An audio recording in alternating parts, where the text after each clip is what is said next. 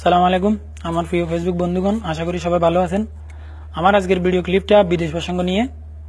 তো প্রথমে আমার নিজের সমস্যাটার কথা বলি। আমি বর্তমানে 8 মাস থেকে কাতারে অবস্থান করতেছি।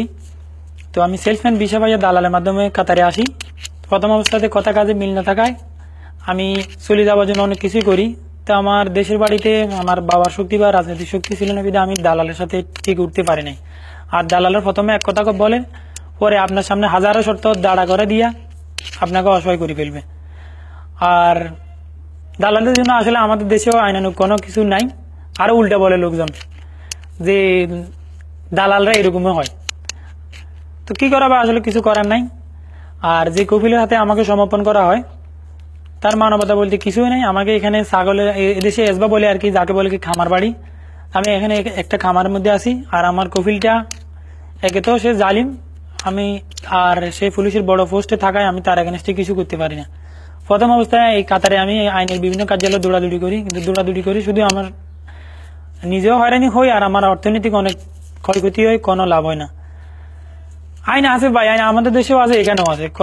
কথা হচ্ছে যাই আইনের আপনাকে অনেক দৌড়াতে হবে। কত দৌড়াবেন? আপনার কাছে টাকাও থাকতে হবে, সময়ও থাকতে হবে। আর এই বিদেশ বাড়িতে আমি যে পরিস্থিতিতে আছি, এখান থেকে সবসময় বাইরে হইবার মতো পরিস্থিতিও নাই।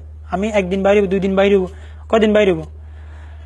আর আমি বর্তমানে নানা রকম শারীরিক নির্যাতনের শিকার হচ্ছি। তো আমার ভিডিও ক্লিপটা এই কারণে দেওয়া। আর বিদেশ আসার আগে অবশ্যই অনেক সতর্কতা অবলম্বন করে আসবেন, আমার মতো যেন কারো না হয়। আর আমার বক্তব্যগুলো শোনার পরে অনেকে অনেক হাসাহাসি করবেন জানি। তো আমার বক্তব্য হচ্ছে, ভাই কখন কার ভাগ্যে কি হয় সেটা আল্লাহ তাআলা জানেন। আর বিদেশ আসলে যে সবার ভাগ্য ভালো হয় তাও না। শতকরা 50% লোক ভালো থাকে, শতকরা 50% লোক না খায়ও থাকতে হবে বিদেশে। তো এটা যারা যখন আসেন তখন বুঝবেন। তো আমার কথাটা হচ্ছে, আমাদের বাংলাদেশ এমন একটা পর্যায়ে চলে গেছে, বাবা বিদেশ থাকলে ছেলেরা কাজ করতে চায় না, বড় ভাইরা বিদেশ থাকলে ছোট ভাইরা কাজ করে না। তো দেখা গেছে অনেকে পড়ালেখা শেষ করিয়ে, আমি যাদেরকে চিনি আর কি, কেউ 5 বছর, কেউ 6 বছর, এর থেকে অনেক বেশি সময় অতিবাহিত করে ফেলছেন। আপনারা বিদেশ আসে কাজ করতে পারবেন, দেশে করতে পারেন না। শিক্ষাগত যোগ্যতার দোহাই দিয়ে আর লোকলজ্জা বা এই কি বলবে, ও কি বলবে, ও কি বলবে, এগুলো বলিয়া শুধু আমাদের দেশটা অলসতার দিকে, আধুনিকতার নামে অলসতার দিকে আপনারা ঠেলে দিচ্ছেন। কাজের কাজ কিছু হচ্ছে না ভাই। বিশেষ যখন হবে সেদিন তো আপনি অবশ্যই আসবেন।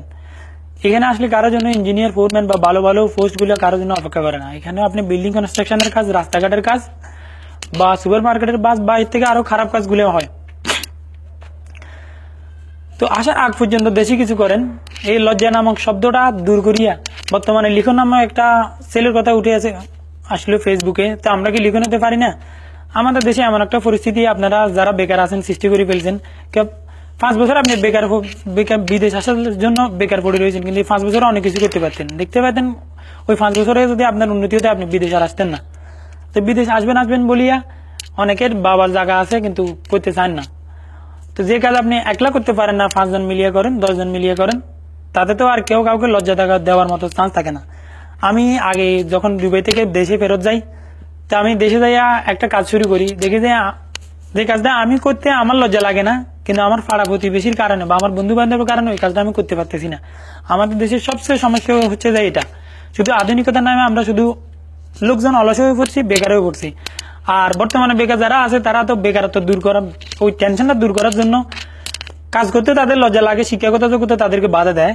কিন্তু রাত্রে অন্ধকারে অনেক নেশা করে, অনেকে নেশাও করেন, অনেকে বাইরে থেকে খারাপ কাজও করেন ফকট খরচ চালানোর জন্য, তখন কিন্তু আপনার শিক্ষাগত যোগ্যতা আপনাকে একটুও বাধা দেয় না। তো আমার কথা হচ্ছে, ভাই বিদেশ যেদিন আপনার ভিসা হয় অবশ্যই আসবেন। আর এখানে বিদেশ আসলে ভাই কেউ লাখ টাকা কামায় না। মানুষ যখন আসে তখন তার হাত পা বাধা পড়ে যায় অনেক টাকা ঋণ করিয়ে, তখন সে এখানে থাকতে বাধ্য হয়ে যায়। বেতন যদি তার মাসে 5,000 টাকা হয়, তখন সে থাকতে এখানে বাধ্য হয় যে আমি এতগুলো টাকা দেনা করে আসছি, এখন গেলে দেশে আমার অনেক সমস্যা হবে। তো এর থেকে ভালো ভাই দেশে কিছু করার চেষ্টা করেন। যারা একজনে মিলিয়ে পাইতেছেন না, 5 জন মিলিয়ে, 10 জন মিলিয়ে ছোটখাটো কিছু কাজ করিয়া দেশে কিছু করেন। যখন যেদিন আপনার বিষয় হবে সেদিন আপনি বিদেশ যান, সমস্যা নেই। আমি যাদেরকে চিনি, আমার পাড়া প্রতিবেশী বা স্কুলমেট, যারা আমার বন্ধু বান্ধব আছেন, শুধু বিদেশ আসার অপেক্ষায় 5 বছর 6 বছর থেকে অনেক বেশি সময় অতিবাহিত করছেন, কোনো লাভ হয় নাই। আর ভাই বেশি কিছু বলার নাই। আর আমার ভিডিওটা দেখে অনেকে অনেক হাসাহাসি করবেন জানি। তো আমার এতটুকুই, যার বিবেচনা শক্তি যতটুকু সে ওই হিসাবে নিবেন। আর সবাই আমার জন্য দোয়া করবেন, আমি যেন এই বিপদ থেকে উদ্ধার হতে পারি। আর দেশে আসলে অবশ্যই সবার সাথে দেখা হবে। আমি যে কি অবস্থা আছি, আমরা দুইজন এখানে, আমি যে কি অবস্থা আছি সেটা শুধু কাউকে বাসায় বাদ দেখিয়ে বিশ্বাস করানো যাবে না। ওকে, সালাম আলাইকুম।